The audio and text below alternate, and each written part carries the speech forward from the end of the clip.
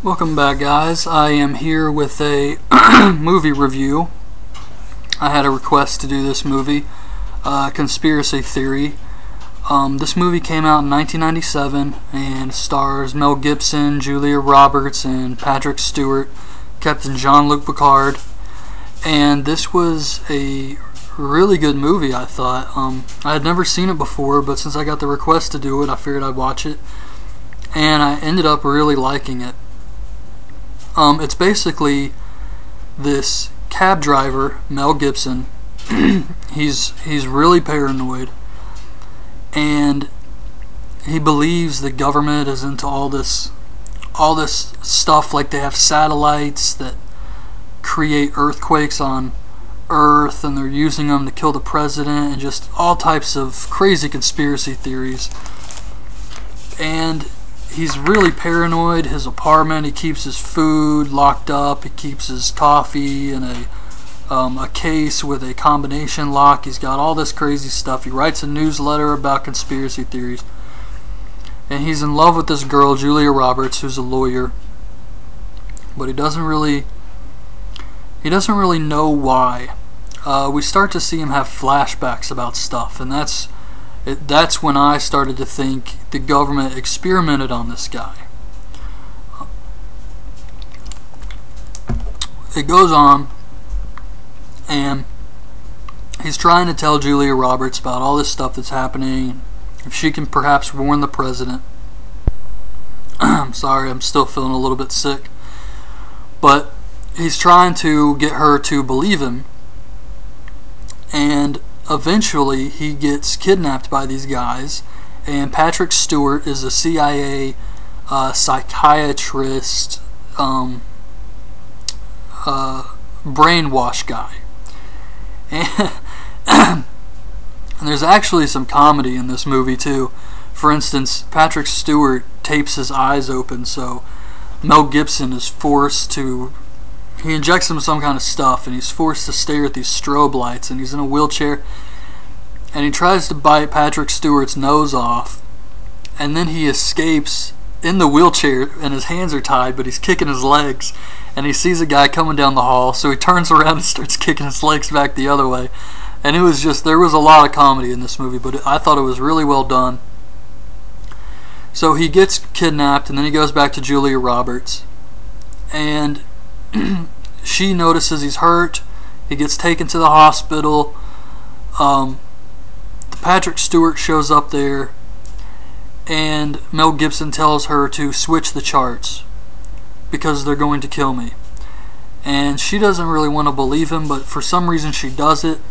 And the guy she switched charts with ends up getting killed. He was a criminal though, but he was like a murderer or something. But he ends up getting killed, so she starts to think maybe there's something to this guy. Maybe what he is telling me is the truth. And she meets this other FBI agent. He's kind of on her side. He's not one of the government guys. He's not one of the bad guys. And so Mel Gibson escapes the hospital. He takes her back to his place. He shows her all this stuff, his newsletter. He's only got 5 subscribers to the newsletter.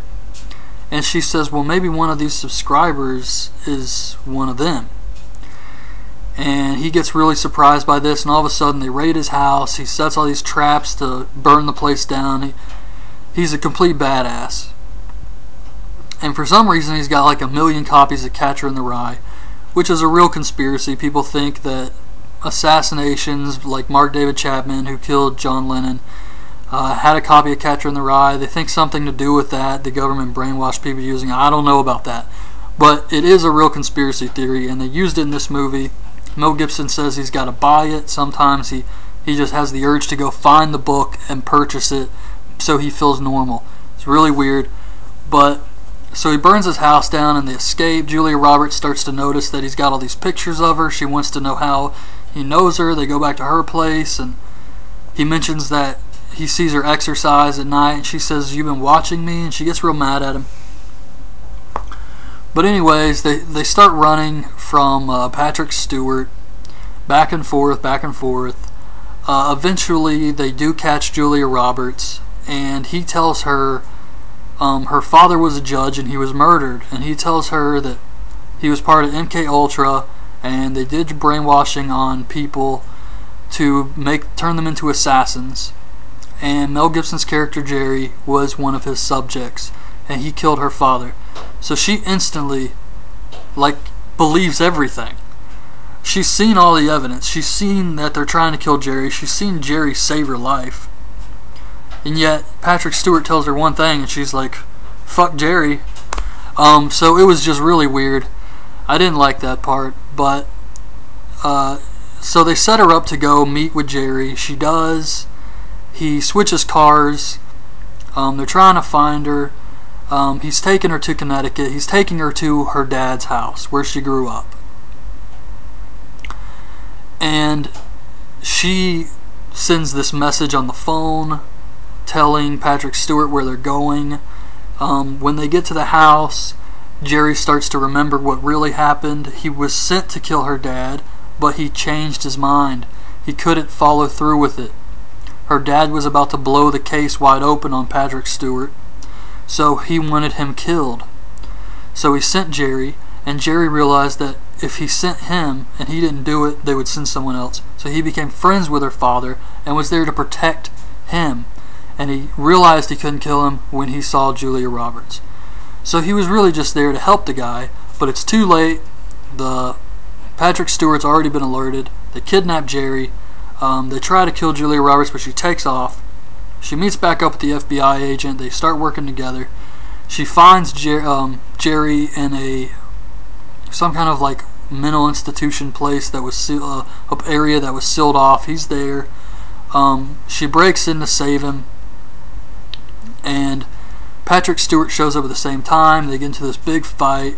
The FBI guys come, but during the struggle, Mel Gibson gets shot, and it's we don't really know what happens. It's really sad, but then we see Julia Roberts standing over his grave, and we're like, oh my god, Mel Gibson's dead. Jerry is dead.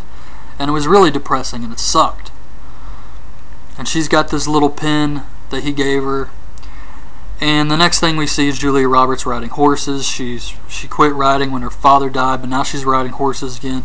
And then we see Jerry pull up with the FBI guy driving the car. They were on to Patrick Stewart the whole time. They were trying to find out who he was really working for, and they've been chasing after him. And they were actually trying, and now they're working with Jerry. He's going to try and tell them everything he knows, and they're going to try and help him remember in return for faking his death.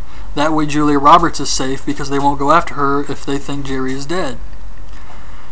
So he basically didn't really die. They just faked it so that Julia Roberts would be safe, and now he's working with the FBI to bring Patrick Stewart down. But Julia Roberts, she's riding the horse, and she looks down and she sees the pin stuck on the horse. And she's like, you son of a bitch. So she knows that Jerry's alive, I assume. And that's it. They drive away. Then we see another black helicopter following them. I don't know if that was supposed to be the good government or the bad government. But that was it, and that was the end of the movie. And like I said, I never saw this movie before, and I thought it was really good. It was from '97, but it still held up. I thought it was great, and Mel Gibson did a great job in this movie, and Patrick Stewart did too. Julia Roberts was good too. So I thought overall this was a pretty good movie. I would definitely recommend watching it. It was about 2 hours and 15 minutes. So it was a little long, I guess, but it was all good the whole time. There's a lot of action, there's some comedy stuff to it, and it's a really interesting story. So I definitely recommend this movie. I hope you guys like this movie review, and I will be back tomorrow doing another movie review I had a request for, which is the WWE movie The Chaperone, starring Triple H. So that should be a good review. So I hope you guys like this, and we'll be back tomorrow to check out the other one. So thanks for watching. Bye.